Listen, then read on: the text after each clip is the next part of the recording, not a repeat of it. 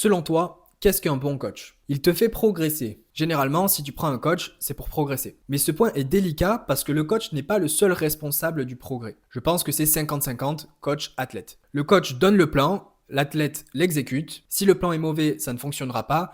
Mais si le plan est bon et qu'il est mal exécuté, ça ne fonctionnera pas non plus. Donc le coach et l'athlète ont chacun leur part de responsabilité dans la progression. Il est à l'écoute. Il prend en compte tes préférences dans la programmation pour que tu prennes du plaisir dans ta pratique. Aussi, je pense que c'est important que le coach écoute les problématiques de la personne en dehors de l'entraînement. Ce n'est pas non plus un psychologue, mais il est censé être à l'écoute sur ce genre de choses. Il communique. Un bon coach doit savoir te dire ce qui va et ce qui ne va pas.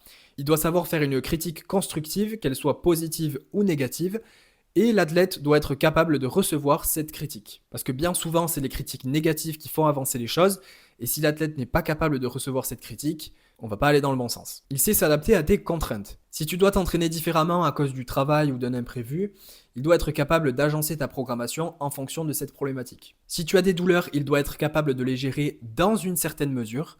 Je précise que le coach n'est pas kiné, mais je pense quand même qu'il doit être capable de gérer les douleurs les plus communes qu'on peut rencontrer en musculation et force athlétique. Même si, je le répète, ce n'est pas son domaine de prédilection. Il est ponctuel. Il doit te répondre et faire la programmation dans les délais qui sont prévus. Si tu as un suivi journalier et que tu reçois une réponse par semaine, c'est pas ouf. Et si tu dois le relancer 10 fois parce que tu n'as pas ton bloc et que tu t'entraînes dans 30 minutes, c'est pas ouf non plus. Il est dans la même équipe que toi. Un bon coach, c'est quelqu'un qui veut ta réussite. Son objectif, c'est de te permettre d'atteindre ton objectif. Donc s'il te confronte à des problématiques, c'est parce qu'il juge que c'est nécessaire pour aller vers cet objectif. Et pour terminer, je dirais que la relation coach-athlète est une relation comme une autre, donc il faut avoir les mêmes principes. Je le dis au cas où, du respect, de l'honnêteté, de l'empathie, de la communication, de la confiance. Et avec toutes ces choses, je pense que c'est mieux si tu t'entends bien avec ton coach. Tu n'es pas censé lui cacher des choses ou avoir peur de sa réaction si jamais tu fais une erreur. Si t'es dans ce cas-là, c'est ce qu'on appelle une relation toxique.